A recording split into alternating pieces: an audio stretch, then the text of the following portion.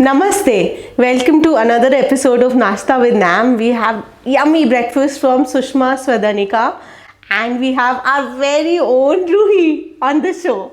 Thank you so much, Ankita, for having me. Namaste, Nam. And let's just begin with the day. Yes, we'll dig into breakfast later. I'm sure you're hungry as well as I am. But I wanted to know, you had a corporate career. You stopped doing that and you became an artist. So how did that transition happen? So basically, I had been into corporate for about 11 years, and if I had been given a choice, I wouldn't have left it ever.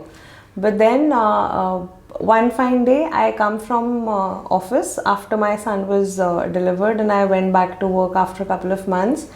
And I was told by my help, the nanny, that Baba ne aaj wo jo you start with the dal water and banana. So आज बाबा ने कुछ लिया नहीं तो हमने milk पिला दिया. So it happened for continuous 3 to 4 days and I was in that mother's guilt. I didn't want to live with that for the rest of the year. So I thought, let me take a sabbatical and give it a year. Once he's of age, decent age, I'll get back to work. But then during that period, we lost our mother-in-law. And I'm so sorry. that was, thank you. That was the time when I realized that I don't want to leave my child to the nannies. And that was the time where I actually started getting back to art, and there's no stopping. So you were an artist before? I was an artist in school. I had represented Delhi in certain events. Sankalp is one of them. Oh, wow, I did not know that. Thank you. So I represented Delhi in one of the Indian level competitions. But then after school, back then in 2002, I think art was not that serious of a career and you had to have a degree and you had to have a job. So I never took that as a full-time role. But then after this, when this happened, I didn't want to be 100% engaged in a job and I wanted to be part-time involved in something and take care of my child both. So that is where I decided to take art, and thankfully it worked out well. Friends supported. I had the opportunity to start selling it, which is where I got encouraged that let's stick to this, and year on year I started doing new things, and it's been a good journey. You've worked with clients like Mini Cooper and Google. Yes. So how do you land on such clients as an artist? Because it's very hard to end up, like, what are the steps you took? So I would definitely say that social media played a very big role in this. Also, staying consistent in whatever I started doing, adding more opportunities and more styles of art to it, creating more opportunities for myself to it, was also an add-on. I didn't want to stick to making Madhubani paintings, which is what I started originally with. I started adding canvas paintings to that. Then I started adding textures to that. Then I tried gold leaf. Then I started doing wall art. Then I started doing sip and paint. So when I landed Google and Mini Cooper and a couple of other bigger brands like these, a couple of networking communities, couple of NGOs like these, so I basically found that you have to keep trying something new. And when you're posting about that on social media, you're building a network for yourself that you actually don't realize when is going to be fruitful, when it is actually going to give you that fruit. Yes. You know, so I started trying everything and I started putting everything on social media. My discoveries, my experiments, my successes, my failures, I started putting everything out there. So whenever I had a good number of workshop results, I would put it there. So Google and Mini Cooper both found me on social media. Oh, that's on wonderful. Instagram. That was something that landed in my kitty through Instagram and Facebook. So I would completely be thankful to that. So you don't need lakhs and lakhs of following, but you need a nice organic following. That's what your story also tells. Yes. So it's been 5 years that I've been active on social media and I have close to 4,600 followers. Each one of them is someone that I've gained personally. Each one of them I have had either a conversation with or I have liked their page or they have complimented on one of my posts. So every single person is someone that I have spoken to at one point in time in life. and you definitely do not need thousands and millions of followers for my kind of work. You need the right ones. Right ones. On that note, I wanted to ask, how do you price paintings? Like a lot of people want to come into art, but they struggle with the pricing. They don't want to put it too high as well, but paints and your time costs. So I would also include pricing my paintings and pricing my sip and paint events. So how I price all of this is firstly, I count the number of years behind me at this moment. I have a standard practice of revising prices every year, be it by 1% or be it by 10%, depends on the kind of growth I have done during that year. And secondly, for painting specifically, there are many more bigger artists way ahead of me. I am still under a decade of being a full-time artist, so I wouldn't say that I am priced highly, but I am affordable to a lot of people. And then also at the same time, I don't want to be affordable for each and everyone. I don't want to be affordable for the masses, but maybe for the classes, wherein when I say that, I want to distinguish myself that I don't have a team behind me which is making these paintings. It is just me. So I have to calculate that also. I have to be realistic that this is possible for me to do and this is not possible for me to do. If I price a painting, say for 5,000, and I get 20 orders for that, it might look like 1 lakh of a rupee, but it is more than a month of a work. Yes. So I wouldn't want to block a month for 1 lakh rupees, wherein I can do that in, say 2 or 3 paintings. Yes. I would want to target a little higher level of a client compared to that. So my pricing is also considering the kind of customer I'm targeting at, also considering the kind of years behind me, considering the kind of effort, time that I've invested. Now that I have a shop cum studio in one of the esteemed markets in Gurgaon, I would also consider that investment. Yes, I would also consider that. And then I have never stopped working. There has not been a single day where I've not made a painting, where I've not picked up a brush. Considering the times when I'd been sick or family needed me. Yes. So there has not been a day. So if I had not taken that break, I have stopped. I have things to sell. I have things to send out. So I make more space for newer things. Yes. So I would also consider that there are special discounts also that I put on certain things wherein I want to fasten up my cycle and yes. get the circle, the product moving. So I calculate all of these things while quoting the same. Yeah, you've handled more than 70 events, which is no easy feat. How did you manage it all by yourself? And especially being a mom with a child with special needs, I'm sure it's just hard. So I wouldn't say that I have done it by myself. I have a team of people. I have created backups for myself. I have created resources for myself, but then I have not created one. I've created multiple. And my nature of work doesn't require someone to be there on day-to-day basis, but someone which is required occasionally. When I have events, when I have sip and paint events, when I have exhibitions, so I need people then. So I've created that kind of resources that whenever I have these 10 people, out of these 10 people, I might need 2 on a specific day and 2 on another, different dates in the month. So I have segregated that, and then in the similar fashion, I compensate them. I always believe that instead of getting someone unknown, get someone known and closer to you who would understand the effort and pain and the passion that I do this with. So I always take people who understand this passion of mine and who are there on the floor with me feeling the same.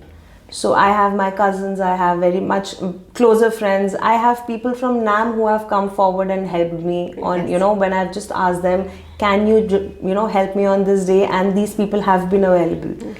So I've been grateful that I've earned that kind of goodwill, and I have been able to, get that network, get that comfort zone for them, and whatever I could offer in my capacity. And otherwise, also having these people, other than this, since I have a corporate background, I had always believed to stay in touch. Doesn't matter that you're not in touch every week, every month, every quarter, but every once in a while, even if you're wishing someone a birthday on Facebook, just be that warm wish that the person will remember you for a couple of minutes, Days. hours, days for. Yes. So don't just write happy birthday.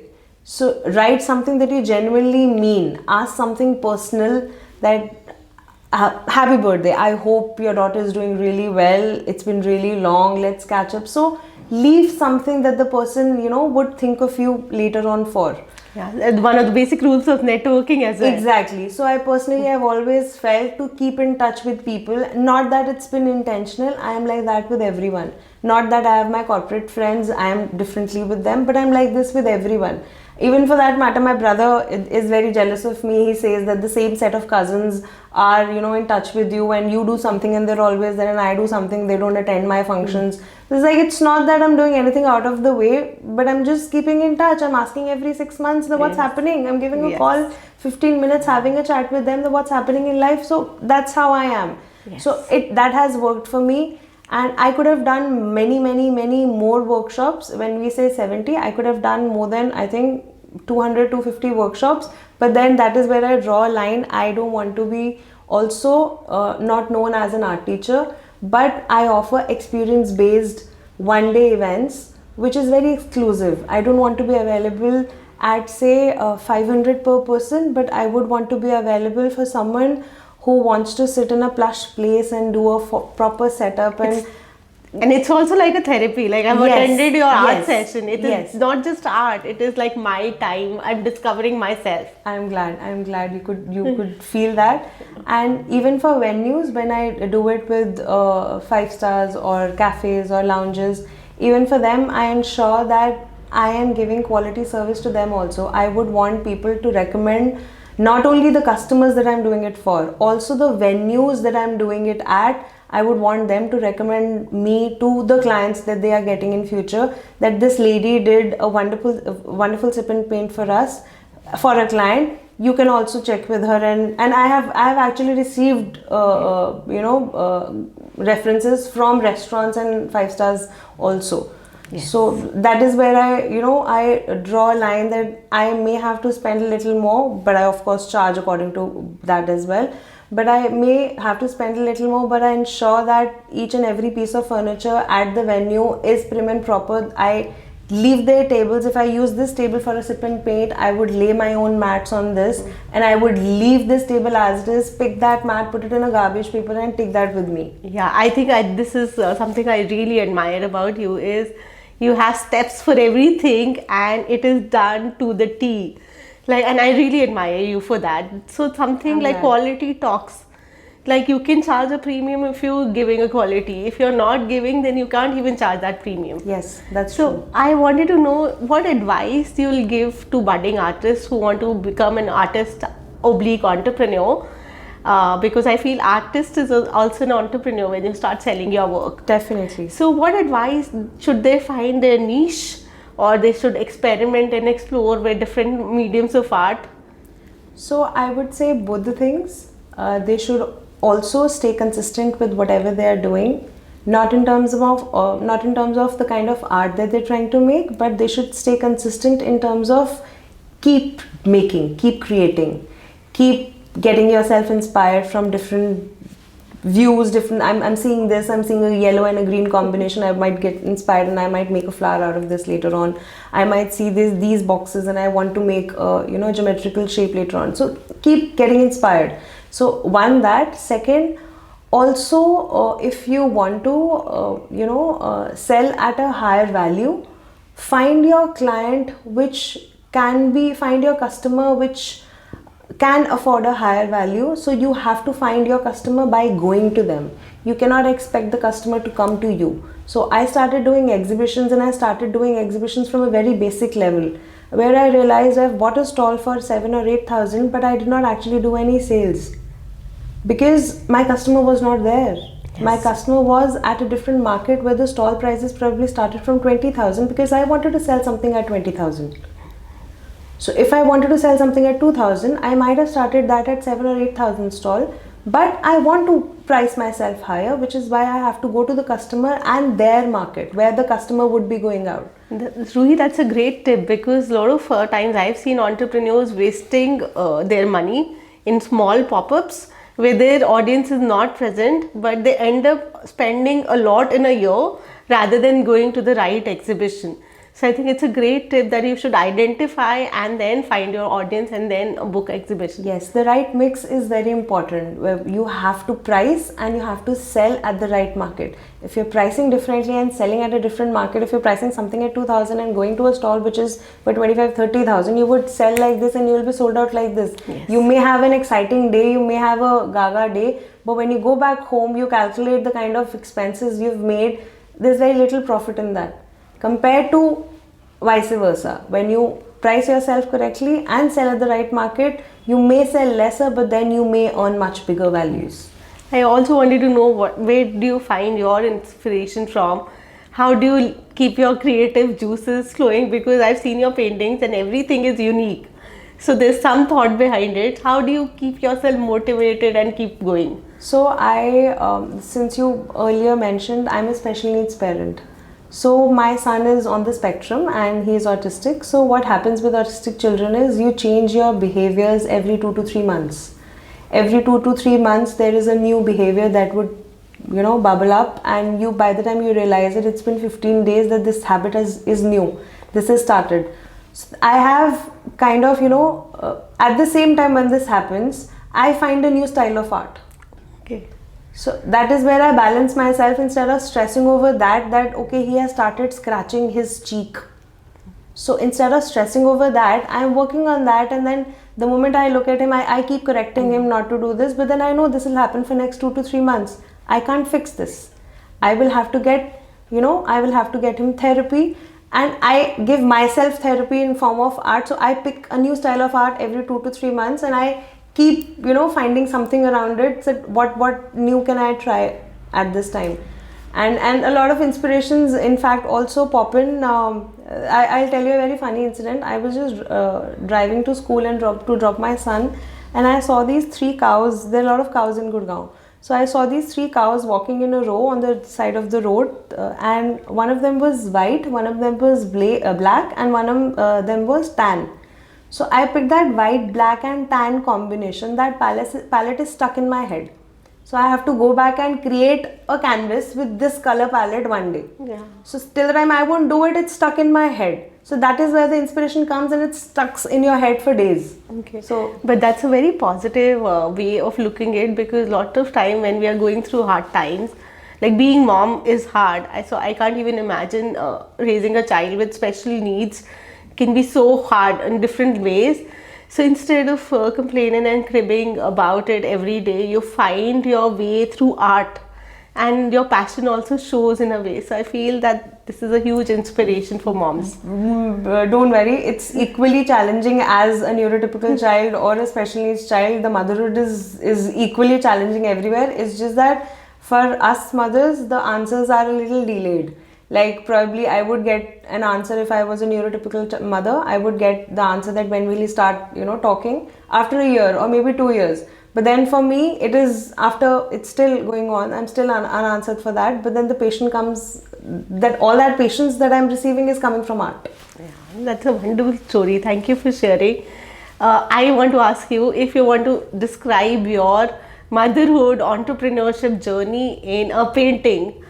How would and why would you choose that painting? So there is a painting that I currently have. It's not sold, it's with me, and I might not even sell it at some point. I don't know. It's called Wanderer for Life. Okay. So there's a girl who's standing in a backpack and looking at this huge green scenery, and it's a huge green painting about 3 feet, and there are a lot of kind of trees and leaves in that. So that shows a lot of growth, that shows a lot of opportunities, that shows a lot of questions that you have in mind, and it shows a lot of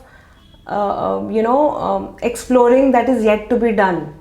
So I would summarize myself in that painting that there's a lot that I have done, there's a lot that I have to do, and there's a lot that I'm doing at the moment. Yes. So I would stick myself and I would imagine myself in that painting for sure. That's a wonderful painting. I would love to see it someday. I've not seen it. Definitely, I would. Yeah. So Ruhi, we have our fun section coming up. You just have to rapidly answer these questions. Sip and paint or paintings? Sip and paint for sure, and I would also say paintings is something that I'm making on the canvas. But for sip and paint, I have multiple options, and I have strongly believed in using sustainable ways of painting. So everything that I get made in my sip and paint events actually stays on for years and years. So I would definitely recommend sip and paint. Love that. Canvas or wall art? Wall art, Corporate events or private workshops? corporate, Delhi vibes or Gurgaon energy? Delhi vibes. You moved to Gurgaon. I love Delhi. Yeah. Morning creativity or late night inspiration? Late night. I hate mornings. Yeah, sorry for calling you early morning today. That's okay. Sometimes you have to. NAM is always on the list. Spontaneous creativity or planned projects? Spontaneous. Creativity. Yeah, I Yes. would think so also. Yes. This was so much fun.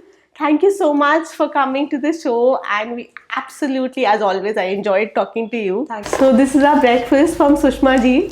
Lovely poha for the morning.